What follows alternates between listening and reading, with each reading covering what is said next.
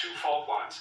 In Monday's earthquakes, structures new and old tumbled alike. How best to get those still alive under the rubble? Across in northern Syria, 12 years of civil war amplifying the disaster, with neglected infrastructure, particularly vulnerable, and aid even slower to arrive, particularly to rebel-held areas. Should the Turkish border be opened? Should foreign aid transit through under sanctions Damascus? It's too soon to appraise how this natural disaster will change the course of international relations or the outcome of Turkish elections slated for May. But crisis management will be under scrutiny. And in a nation where the last quake of this magnitude dates back to the rise to power of the incumbent, voters will ask if the lessons of 1999 will have been learned. We're doing a special edition of the France 24 debate. We're going to be joined from Gaziantep by France 24's Nadia Mossi, who's been following those rescue efforts. Syrian journalist Liwa Shawaf, CEO of Rosanna Media, is also with us from Gaziantep. Welcome. Hello. Hi. From Cairo, Nirvana Shauki, Middle East Director of the Christian charity CARE. And we'll be joined here in the studio by Badouani Ruban, former Director of UNESCO's Catastrophe Prevention Unit, and political scientist and historian Nora Seni. Your reactions, your thoughts on the hashtag F24 debate. 48 hours on, the shock of the devastation still sinking in. We can show you images of Kahramanmaraş, near the epicenter of the second quake, 48 hours on, and the official death toll topping 11,000. The sleepless race to rescue survivors in the cold continuing around the clock.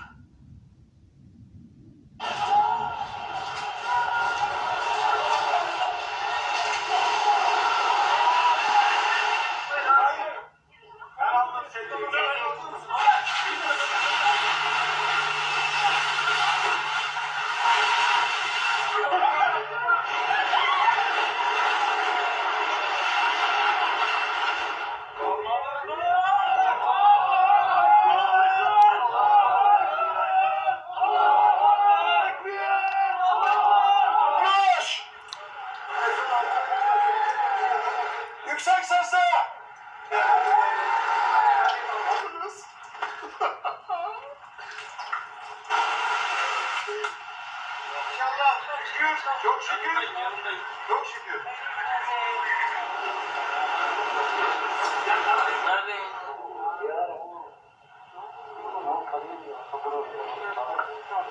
عم نور طلع علينا هون يا عم نور حكي بابا حكي ايوه ما شاء الله ما شاء الله هيك بابا حكي يا بابا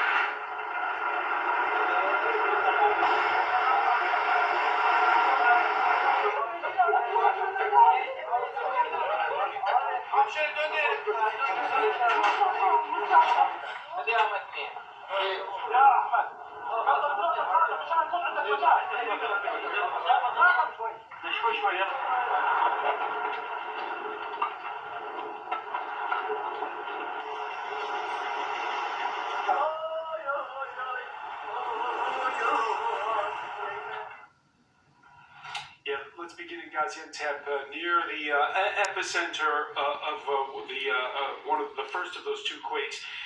Lina Shawaf, it's been a little over 48 hours. We've seen those images. It seems to have just been relentless. What's it like where you are right now? Yeah, we are facing still aftershock, but it's like it was before. It was every 1 hour, 2 hours. Now it is every 4 hours. Today during the day we faced one strong one, like 5.2. So the people a little bit panic and go out. Yeah, we're still facing this aftershock. The problem that there is a lot of building who is too damaged and it's cracking. So when we have a little bit of strong aftershock, the building is destroyed. So this is a problem. Nobody is allowed to go back to their home, to their apartment. So everybody's still in the street or in the center of the center that they open for just to stay. So it's still tragic. It's going slowly down with the aftershock, but it takes time. It's taking time, and Gaziantep, where you are, the earthquake has flattened even parts of a 2,000-year-old Roman-era castle. This is parts of the near. This is the footage of that, which is quite impressive. Parts of the nearby Servani Mosque also collapsing. And as promised, we're joined here in the studio by Badouai Ruban, former director of UNESCO's Catastrophe Prevention Unit, and by Nora Seni, historian, political scientist, and the administrator of the digital news magazine RadarGazette.com.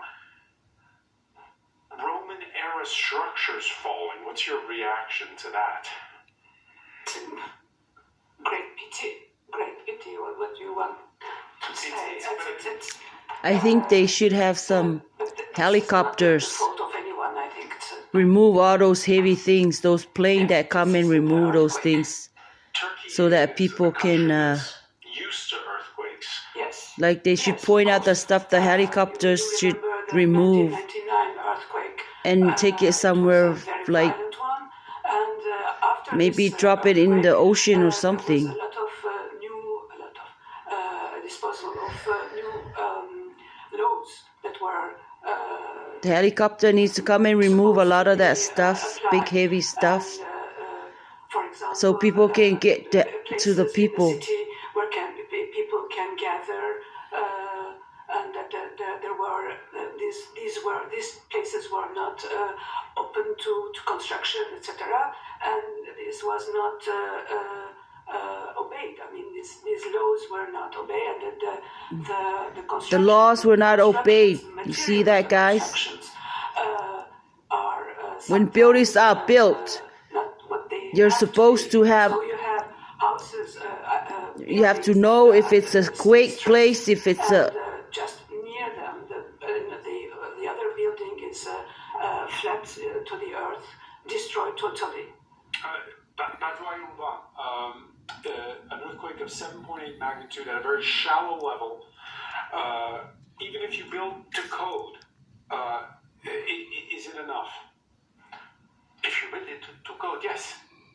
If the construction is conceived and respects the anti-seismic code, yes.